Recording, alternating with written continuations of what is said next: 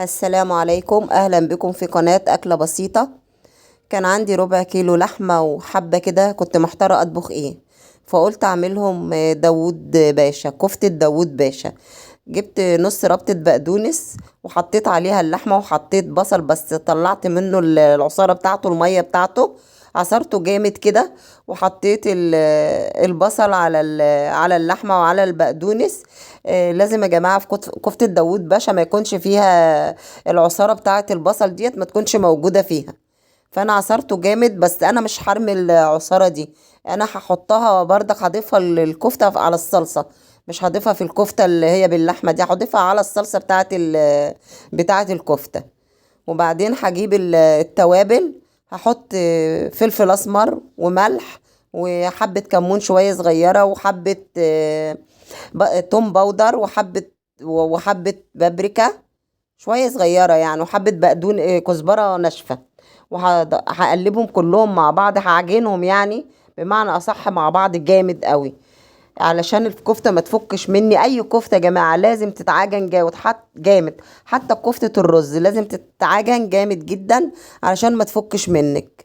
وهقلب المكونات دي كلها كويس جدا مع بعض، وهحط لها شوية بيكنج باودر علشان تخليها كده مش مكتومة، تخليها كده فيها روح كده شوية.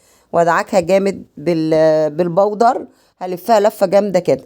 لازم ادعكها، اعجنها كأني بعجن عجينة علشان تبقى معايا كويسة. هعملها كور صغيرة على قد ما اقدر، كلها تكون قد بعضيها. وبصوا يا جماعة، بسم الله ما شاء الله، مسمغة ازيت، وهي ما فيهاش يعني مش هتتفك مني ان شاء الله. هي دي كل الكمية اللي انا عملتها. ودلوقتي انا هحمرها في حبة زيت شوية صغيرة، مش هيبقى زيت كتير يعني، مش زيت غزير، لا زيت قليل اهو زي ما هو باين كده.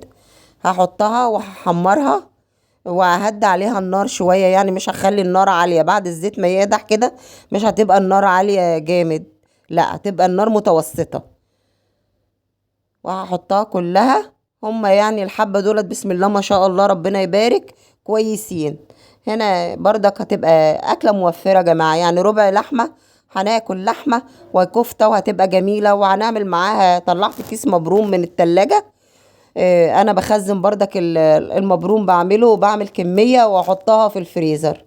بطلعه واحطه على الرف يفك، عبال انا ما اخلص يعني كل حاجة بيكون هو فك، اطلعه واحطه على النار واسخنه وهقدمه معاه.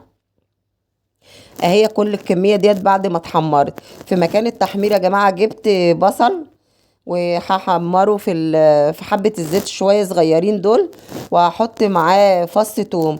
مش هسيبه البصل يتحمر قوي يا جماعة، لا يا دوبك يصفر كده. وهكون ضربة الطماطم في الخلاط وهحطها عليهم، على التوم وعلى البصل. هحط الطماطم واسيبها تتسبك، بس هظبط لها الملح، واظبط الفلفل الاسمر وكده. مش هحط كتير يعني توابل كتير. وهقلبها كويس وهغطي عليها واسيبها تتسبك شويه. هكون انا هقطع بطاطسايه، هحط معاها بطاطسايه يعني عشان نكتر العمليه كده شويه. هقطع بطاطسايه، هقطعها مكعبات. ممكن احمر البطاطس، بس انا مش هحمرها، كفايه الزيت اللي موجود في الكفته والتسبيكه وكده. جماعة لو وصلتوا لحد هنا ما تنسوش تعملوا لي لايك واشتراك في القناة. والله بنتعب كتير لحد ما نعمل الفيديو دوت لحضراتكم. فالمفروض اللي يعجبه الفيديو يعمل لايك واشتراك في القناة. ظبطت انا الملح بتاعها، وحطيت لها حبة فلفل اسمر كمان. وهحط الكنبي اللي هو باقي البصل، اللي هو العصير اللي طالع منه المية بتاعة البصل يعني، هحطها على الطماطم. هتديها طعم تاني وتبقى في منتهى الجمال ان شاء الله. جماعة والله لو جربتوا كفتة داوود باشا، هي موفرة وجميلة، وكمان معاها بطاطساية، هتعمل غدوة يعني كده حلوة. هتكفي العيلة يعني، هتكفي عيلة مثلا من 6 أنفار أو أي حاجة كده. بسم الله ما شاء الله. هغطي عليها بردك وهسيب البطاطس ديت تطيب، لأن الكفتة شبه مستوية. هسيب البطاطس ديت تستوي.